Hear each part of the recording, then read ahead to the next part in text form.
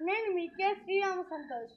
నేను ఈరోజు శ్రీశ్రీ గారు రచించిన కవిత్వాలను మీకు చెప్పబోతున్నాను. భూతాన్ని యజ్ఞోపవీతాన్ని వైప్లవ్య గీతాన్ని నేను స్మరిస్తే పద్యం, అరిస్తే వాద్యం, అనల వేదిక ముందు అస్త్ర నైవేద్యం. లోకాలు బహుభూతి శ్లోకాలు పరమేశ్ దూకాలు నా మహోద్రేకాలు, నా ఊహ చాంపేయ మాల రసరాజ టోళ, నా ఊళ్ళ కేదార గౌళ. గిరుడు సాగరుడు కంకేలిక మంజరు జరుడు నా సోదరుడు. నేనొక దుర్గం నాదొక స్వర్గం, అమెరికలం అనితర సాధ్యం నా మార్గం. దుక్కులు కుక్క పిల్ల అగ్గిపుల్ల సబ్బు పిల్ల హీనంగా చూడకు దేన్ని, కవితామయమైన అన్నీ.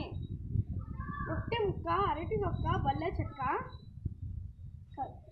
నీ వైపే చూస్తూ ఉంటాయి, తమలోకి కనుక్కోమంటాయి.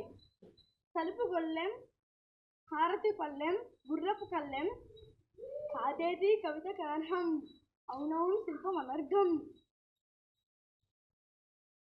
ఉండాలోయ్ కవితావేశం కానీవోయ్ రస నిర్దేశం, దొరకదొడోయ్ శోభాలేశం.